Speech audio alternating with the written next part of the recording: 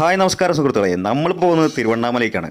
തമിഴ്നാട്ടിലെ തിരുവണ്ണാമല ജില്ലയുടെ ആസ്ഥാനമാണ് തിരുവണ്ണാമല. കാർഷികോൽപാദന കേന്ദ്രവുമാണ് ഈ പട്ടണം. നെല്ലും നിലക്കടലുമാണ് ഇവിടുത്തെ മുഖ്യ കാർഷികോൽപാദനങ്ങൾ. അതിനു പുറമെ കോഴിയും കന്നുകാലികളും ഇവിടെ വളർത്തുന്നുമുണ്ട്. പാലക്കാട്ട് നിന്ന് ഏകദേശം 5 മണിക്കൂറോളം സേലത്തേക്കുണ്ട്.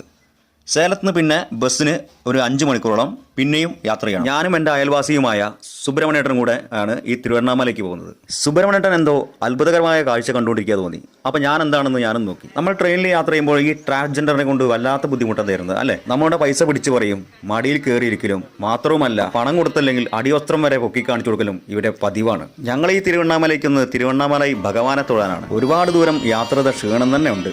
ഒന്ന് കുളിച്ച് ഫ്രഷായപ്പോൾ വല്ലാത്തൊരു ഉന്മേഷം. ഇതാണ് നമ്മളെ തിരുവണ്ണാമല ടെമ്പിൾ. ക്ഷേത്രത്തിൻ്റെ വിസ്തീർണം 16.3 ചതുരശ്ര കിലോമീറ്ററാണ്. ഉയരം 563 അടിയുമാണ്. ഒരുപാട് ആഴവും വീതിയുമായ ഒരു കുളവും ഇവിടെ കാണാൻ കഴിയും.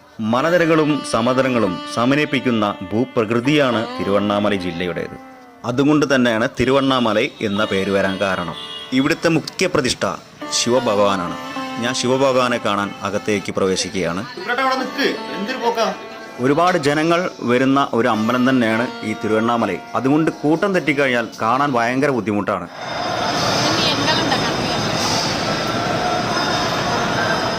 മഹാദേവനല്ലാതെ മറ്റു ദേവഗണങ്ങളെ പ്രാർത്ഥിക്കാനും മറ്റും ഒരുപാട് ദൂരമുണ്ട്. എനിക്കെല്ലാം കവർ ചെയ്യാൻ കഴിഞ്ഞില്ല, തിരക്കായി. തിരുപ്പതിയിലെ പോലെ ഇവിടുത്തെ പ്രസാദം ലഡുവാണ്.